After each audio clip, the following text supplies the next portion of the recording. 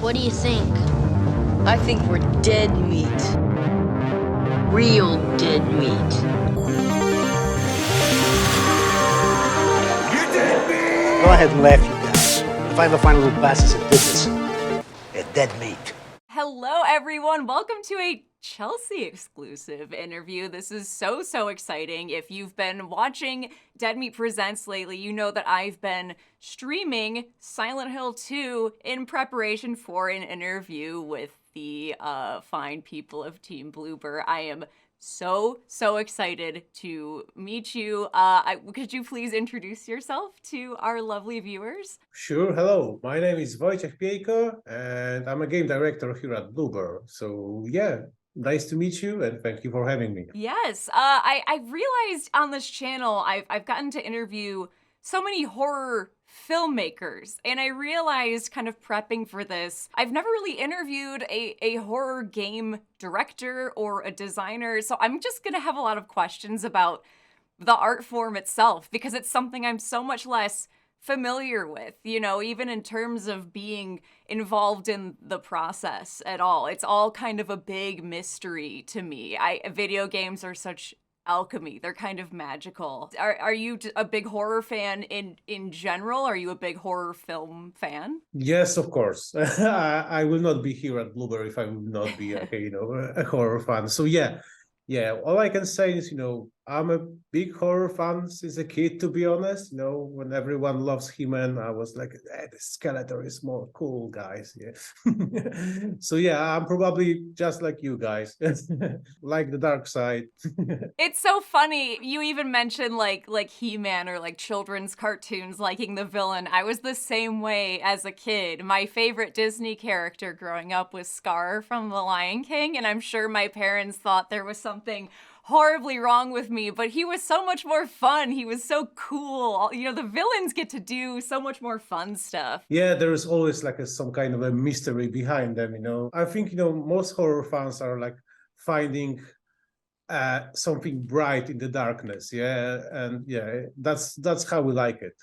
Absolutely. Yeah. It's definitely, I think, a big common factor I've seen among horror fans is there is, like you said, a light in the darkness. There's a catharsis, and there is a sense of kind of escape in terms of just leaning into something that, frightens us and that maybe pushes our kind of boundaries a little bit. Yes, exactly. I think, we are often like, watch horror movies, read horror books, play horror games, like you said, to have this like a catharsis feeling at the end, to overcome our fears, and to grow on it. Yeah. And also, like every good horror thing, again, book, movie, whatever, it's always about something. It's not only, made to scare you, but also, make a mirror on something. Midsummer movie, for example, people think on the surface, yeah, it's like a horror movie about killings on a, acid festival and stuff. But nope, it's a movie about the relationships. Yeah. And I think, that's what we are looking for in good horror. Absolutely. It's interesting. You kind of mentioned the sense of like, pushing ourselves a little bit. And I've noticed I'm not alone in this, where like I, as a horror film fan, I'm very desensitized. I can watch any horror movie and fall asleep just fine. I find it fun, it's enjoyable. Horror games are still kind of new for me in terms of I've always been too scared to play them. There's something about being in the driver's seat that I really struggle with. And if people who watched my Silent Hill streams can attest to the fact that I was moving pretty slow through that game, because every doorway I was scared to enter, every corner I was scared to go around. A movie, I'm not doing any work. I'm sitting there watching it happen. It's totally passive. But a game, it's active, and you're the one who has to drive the action. Do you find that there is kind of a a divide when talking to fans, or if have you experienced that yourself, where you find horror games a bit more viscerally terrifying?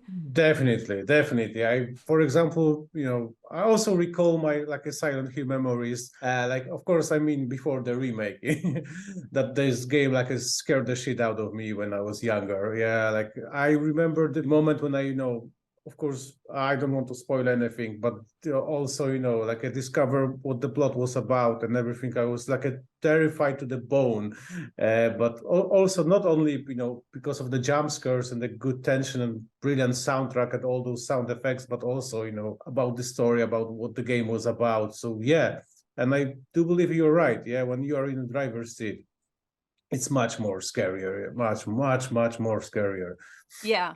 So you played the games like originally as they came out when you were younger then. Yeah, a little bit later, because Mm-hmm. I didn't have like a PlayStation at that moment. So yeah, it was like a 2 or 3 years after. Yeah. But yeah, yeah, It's interesting because when you kind of look at footage of, older video games and even like older horror movies, it's so funny, maybe telling someone who is younger, like, this is what scared me when I was younger. And to them, it's like, really? That's it? But it's just, there's something that I think it's a combination of like, it's being younger, maybe having an overactive imagination where you just project stuff onto what you're watching and maybe even come away thinking something looked totally different than it actually did because your mind kind of fills in the yeah, rest. yeah, exactly, exactly.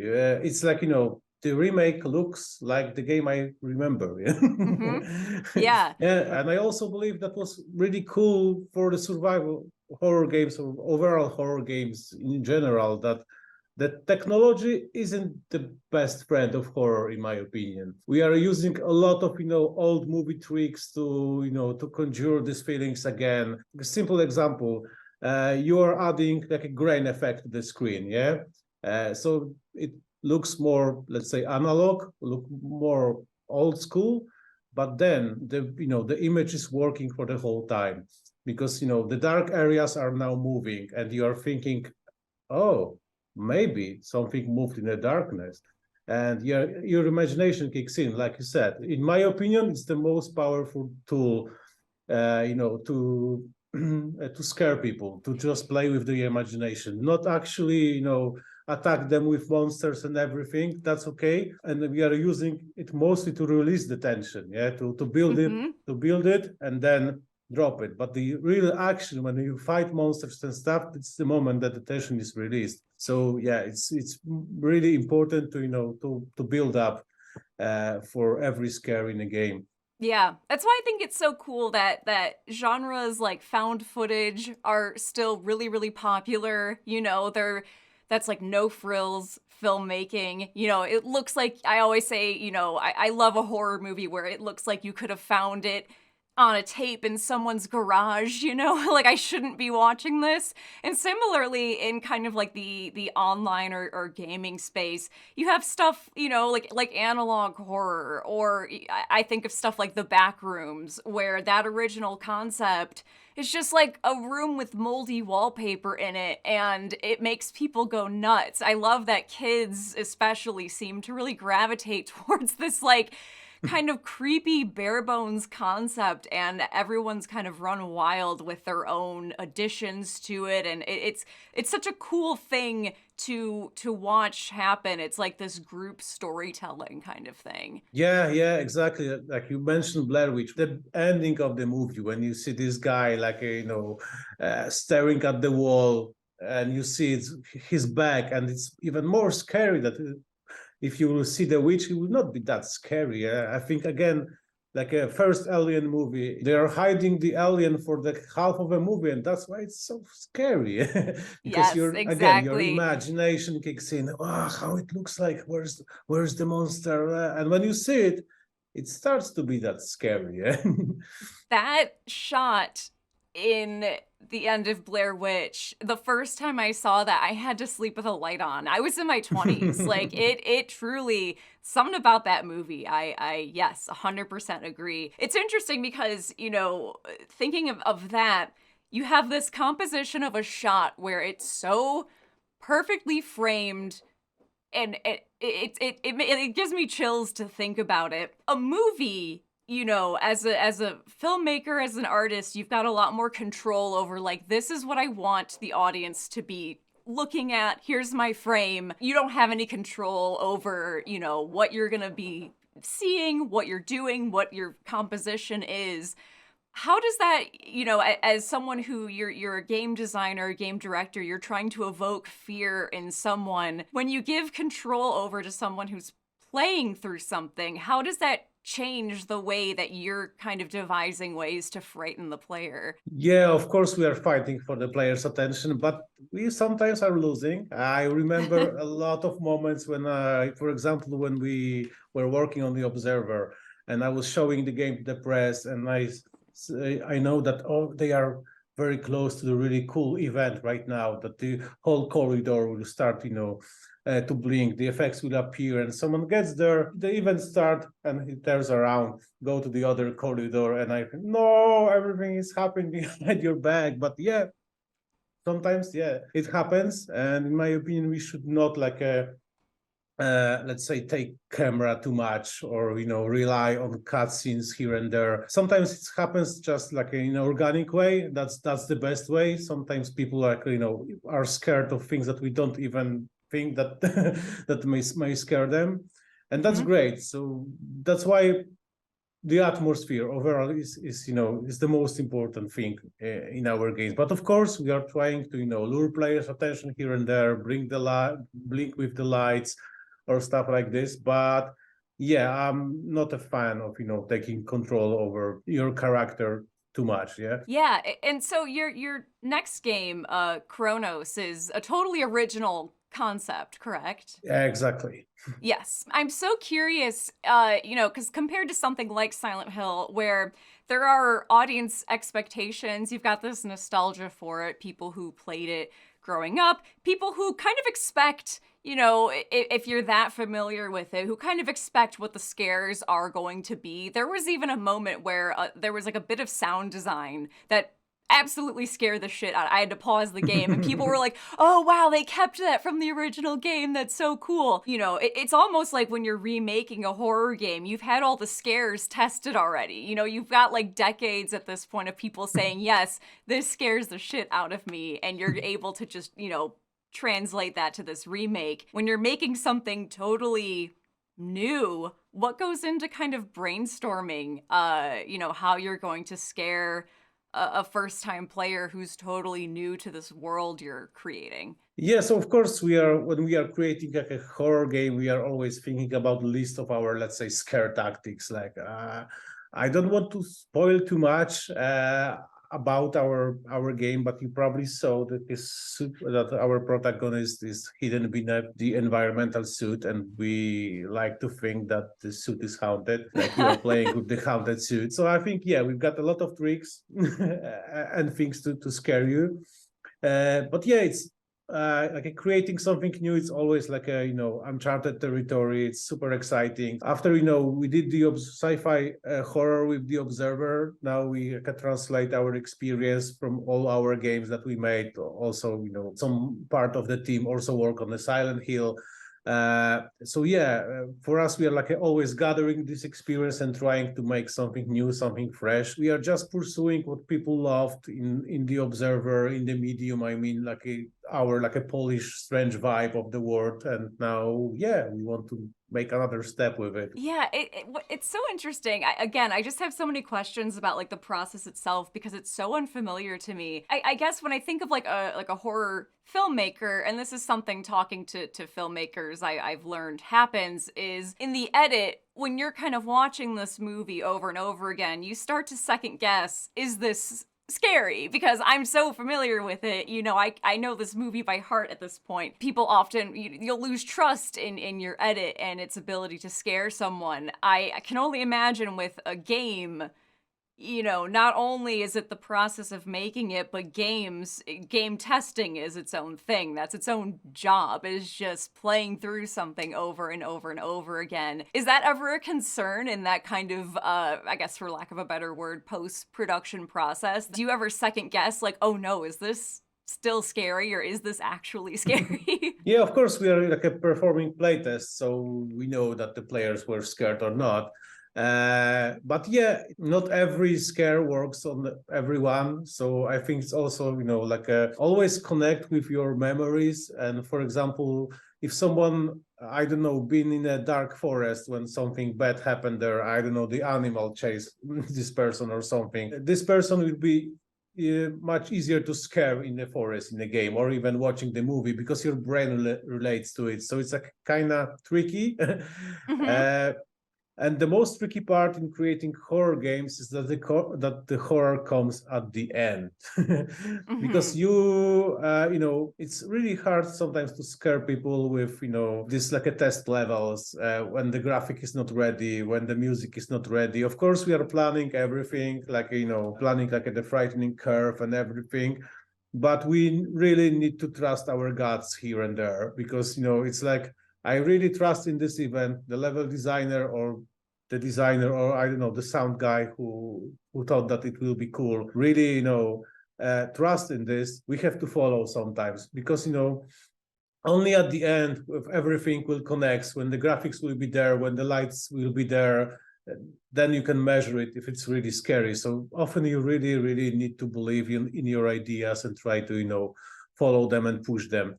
So of course, yeah, we know how to do it, but as you said, yeah, it's a matter of test and seeing sometimes. You said you mentioned like a kind of like a curve. Do you mean like the pacing of your Yeah, scares throughout a game? yeah, exactly. So we are like a planning like a tension curve that, you know, as in a movie, you can't keep the viewers on their toes the whole time because everything will become, let's say, boring or predictable.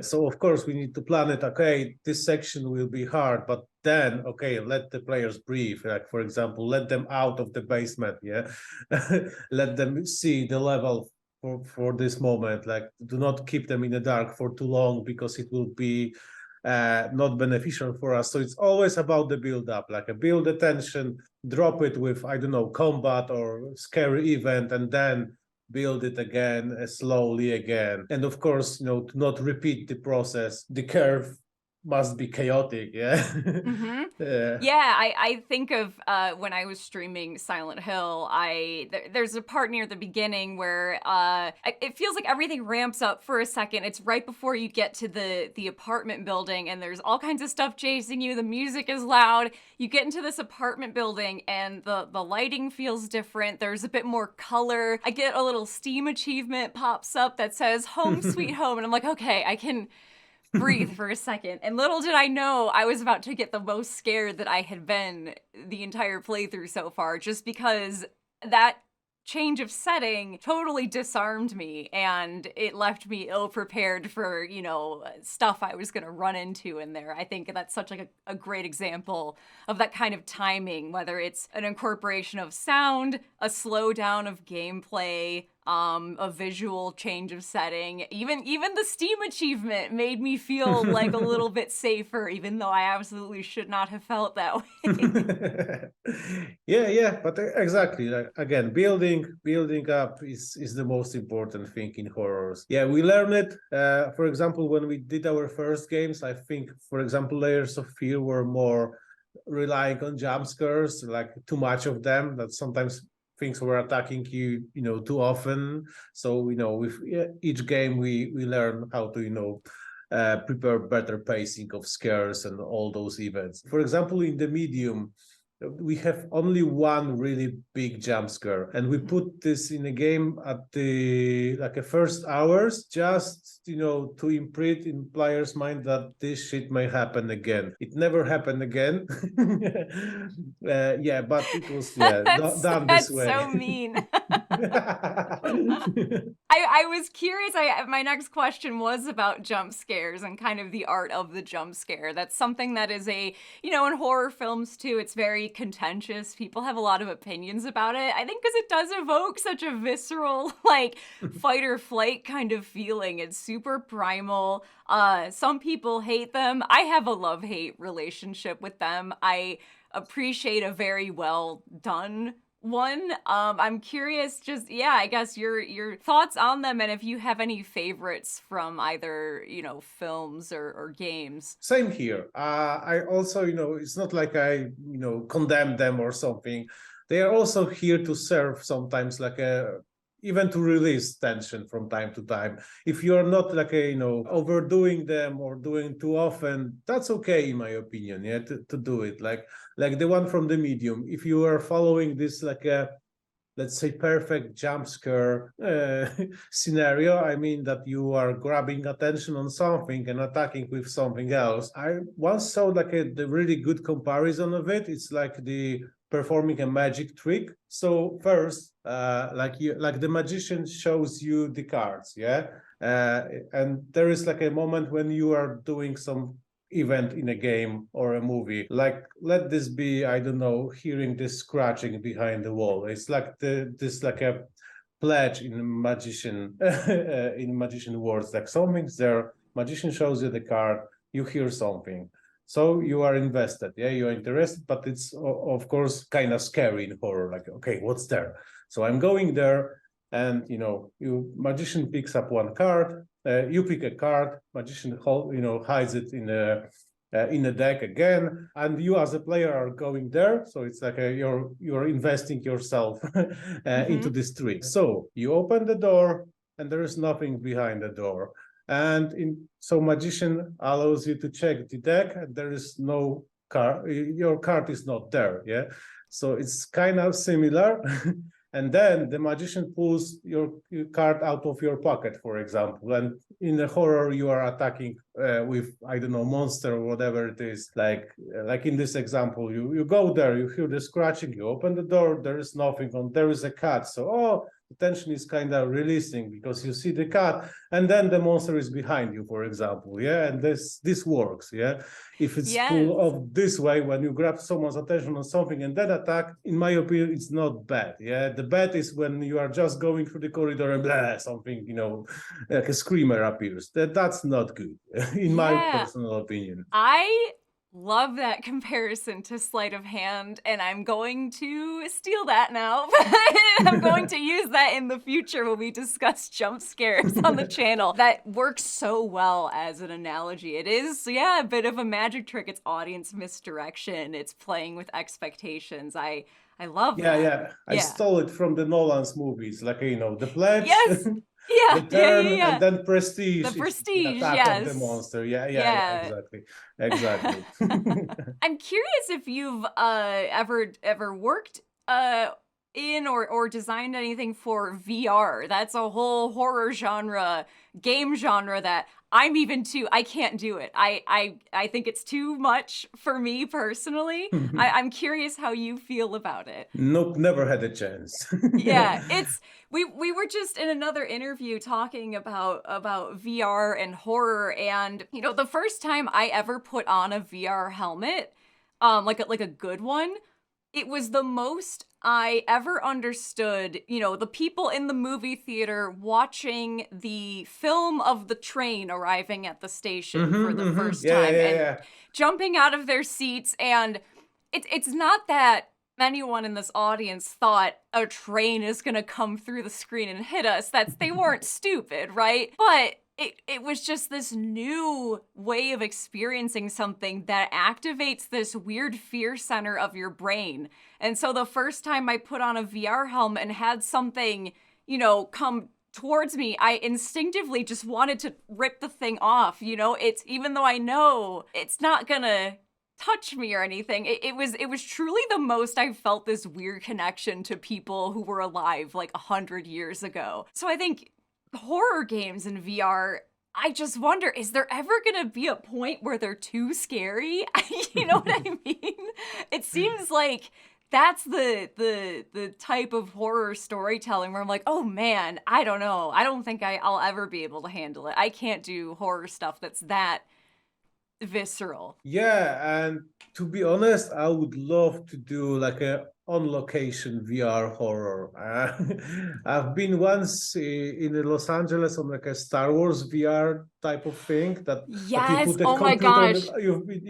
you saw that, yeah? I've done that. Yes. It's so incredible the ways that they manipulate space in that experience is so cool. I nerd out when I talk about this thing. I'm so glad you've done it too, because that is, apparently if you don't have the helmet on, the way that they use the space, they can trick your brain into thinking you're walking down a straight hallway by having you walk in a circle, because your Yeah. brain with the helmet on just registers that you're going it's so cool.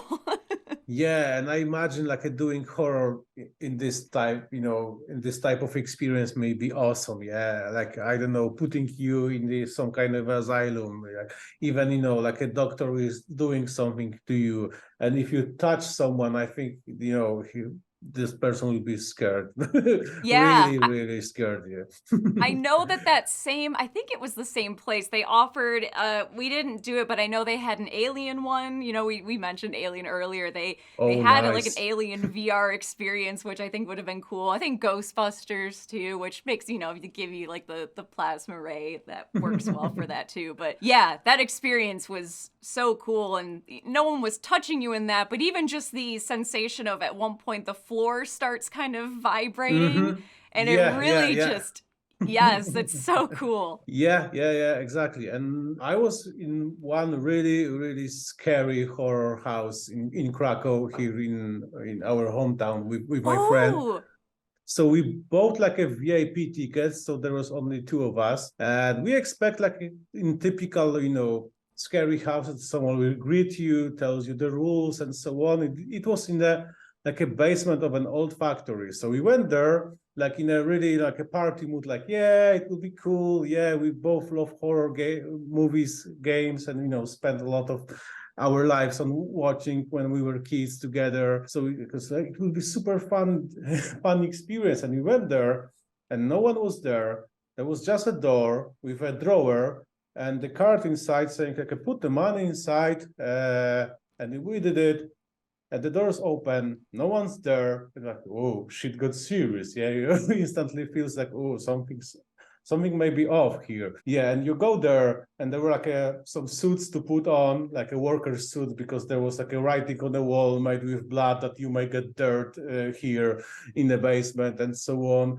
Yeah, so we get inside, found the flashlight, and we were really scared there because I don't know how how they do it. Probably they got like a like a noctovisors or I don't know something to see in the dark, because they sometimes scare us like in a Scooby-Doo cartoon, like you're going somewhere and then the flashlight stops working. It must be rigged, of course. Then yeah. it's flashing, and then stops, and then turns on again, and someone is standing before us, and we are just like instinct just kicks in. We were just screaming like kids and running through the corridors, and we got only one flashlight, for example. So my friend saw something, he got scared, he runs, and I'm standing alone in the darkness. Yeah, and then he came back for me like in a movie or something. So yeah, it's really cool. It Wow. was really cool experience. Is there a big like haunt scene in Poland? Is like Halloween and kind of like haunted like experiences, is that as much of a thing on your side of the world? It's not that much. I think it's more like escape rooms here and there. And this what I was telling you about was more like an escape room horror house. But it was really like a hardcore scenario there. But then it got closed, Oh no. unfortunately. Was it Yeah, one there where was they like could they touch you, or was it? yes, yeah. There was, for Mhm. example, one puzzle when you have to work as a conductor. So I got two cables, so the electricity was working, and my friend went there to do something, and then I was left alone in the darkness. So someone took my hat, someone was touching me, and whispering around me, and I was holding these cables for a long time. It was scary. Yes. It's funny because that almost kind of reminds me, like you're like given a task in a haunted house like that. Like you're having to hold something, you're having to do something. I did a Saw themed escape room with my husband in Las Vegas, and it was it's an escape room, so it's puzzles. And normally I love escape rooms, I love puzzles, I'm really good at them. But when you factor in a fear element, I'm suddenly the dumbest person on the planet. I was so unhelpful. They had to send in an actor playing like someone who was also in the Saw trap, who was kidnapped by Jigsaw. Like, hey guys, I'm in here too, and I'm gonna help you, because I was just doing such a bad job. And I think that's why like puzzle elements in horror games work so well, because puzzles are very distracting. So if you get, all of a sudden you're like, oh, I'm very invested in this little puzzle here, that's such a perfect opportunity to scare someone. Are there puzzle elements in your upcoming game? Is it a similar kind of genre?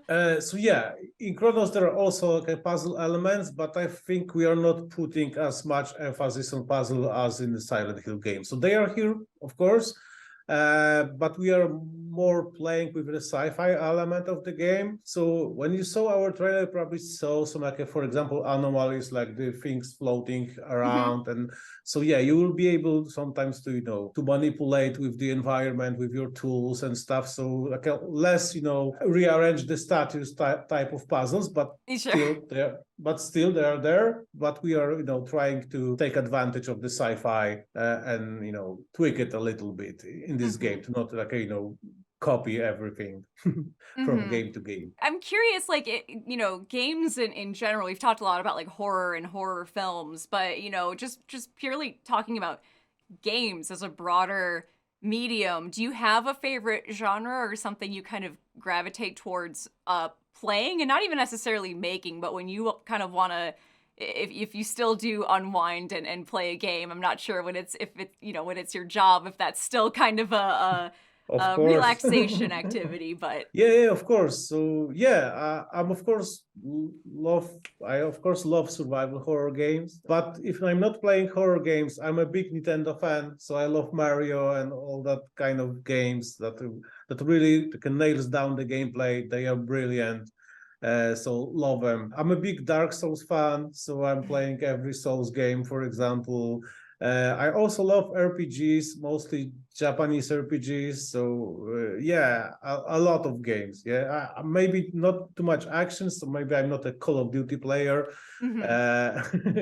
But sometimes I also play with some friends, like I don't know, in the Apex Legends or something. But yeah, but more single player games. It's so funny because like my job is horror movies. I'm always immersed in them, as you can see, and it's so funny. I also love like colorful, squishy Nintendo games. There's some like Because that's they are the best. Yes, like that's my escape. I love it. That's my time off. The new Mario Party's great. Been tearing apart our friend group for the last few weeks. Yeah, you mentioned Dark Souls. I streamed Elden Ring when that was out. I adore Elden Ring. It's not a horror game, but the design and the visuals of it are so creepy and beautiful. I love that game so much. Yeah, but to be honest, in my opinion, like a Souls games has a lot in common with horror games in terms of how they are,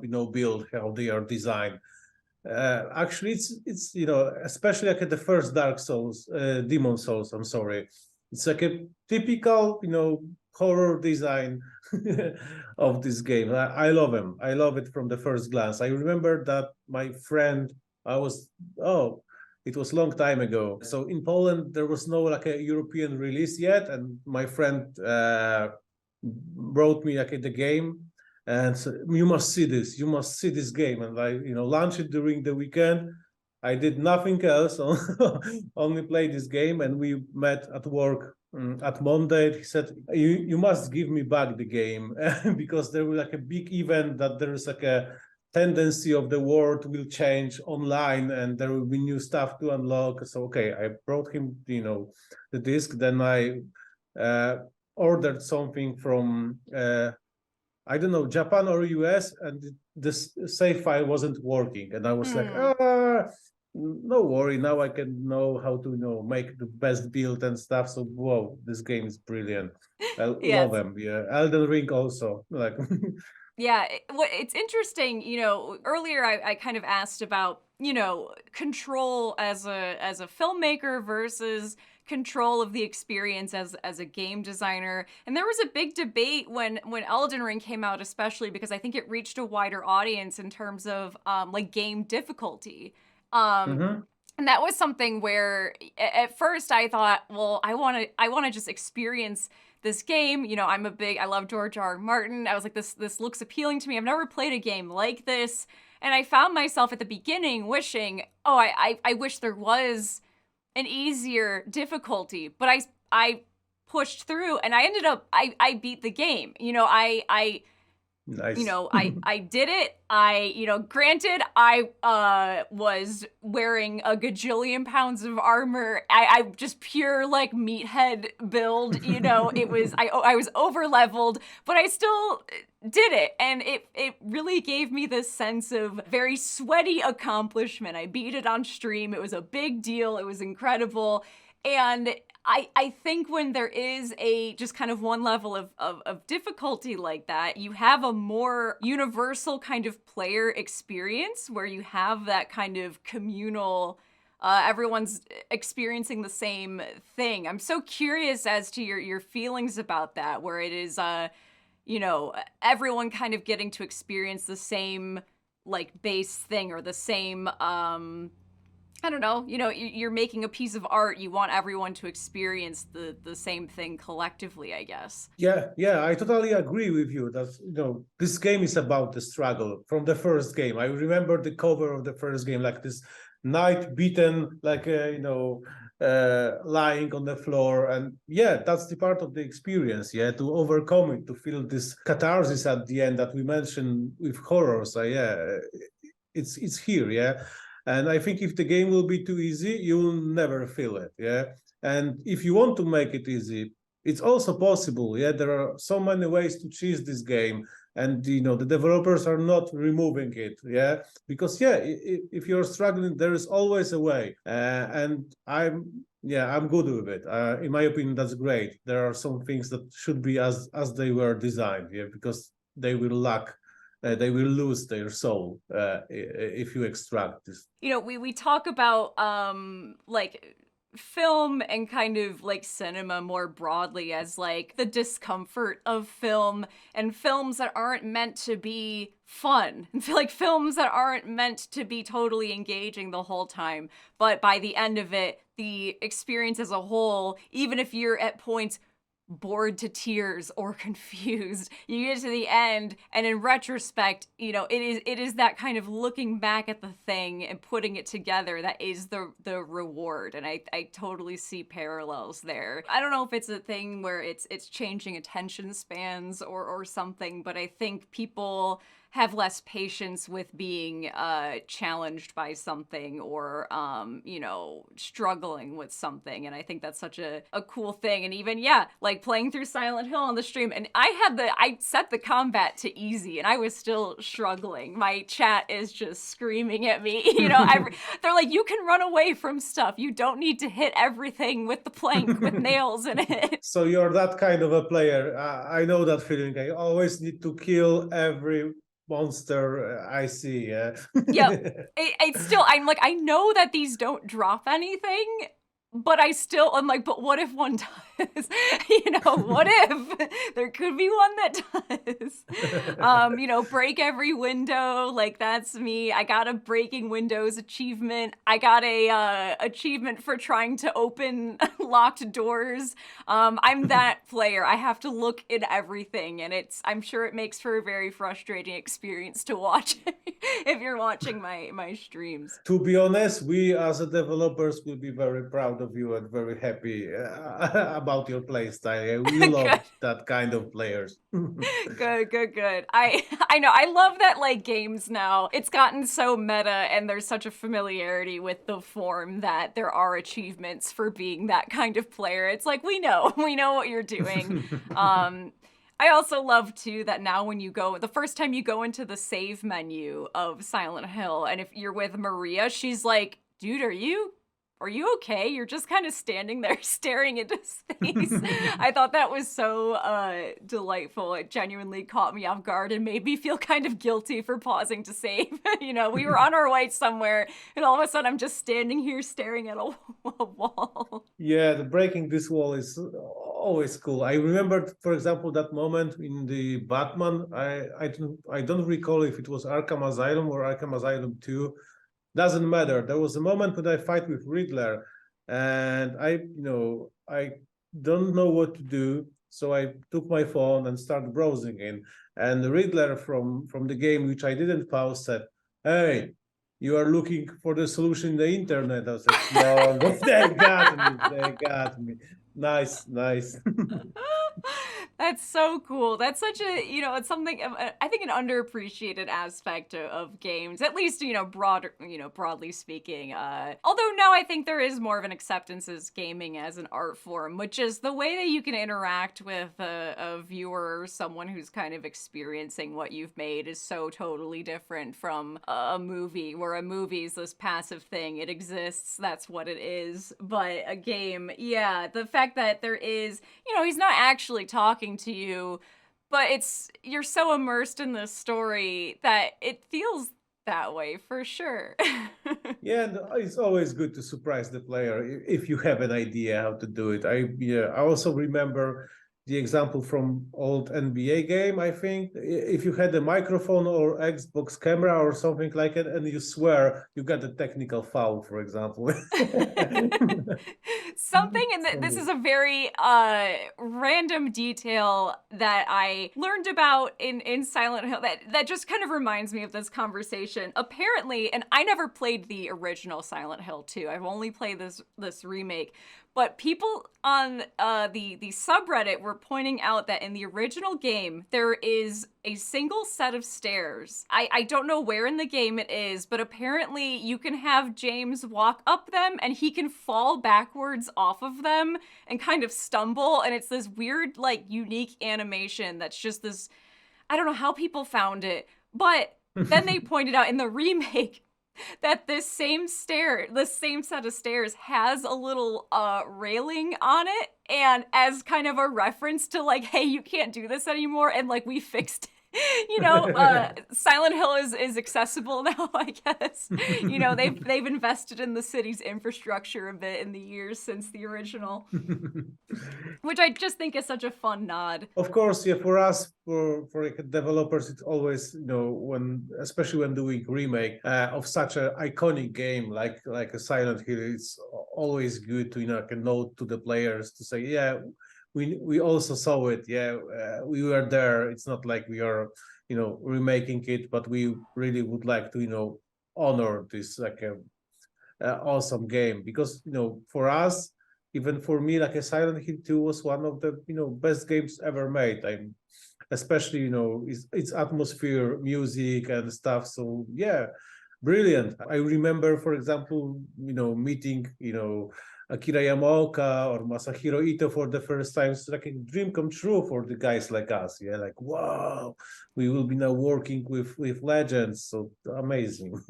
Yeah. Oh, That's so cool, and congratulations with that game is incredible. It's so cool to see the reception that it's getting, and I know that gamers are a hard crowd to please, and especially nostalgic gamers. That is a very difficult crowd to make happy, and that's honestly such an achievement. That's incredibly impressive, and I can't wait to see Chronos. I think that trailer is super cool. I'm very intrigued by it, and yeah, I think it's gonna be awesome. I can't wait to see what you do next. Thank you, thank you. Of course, all kudos to Silent Hill team, because I was involved in the Chronos project for the whole time.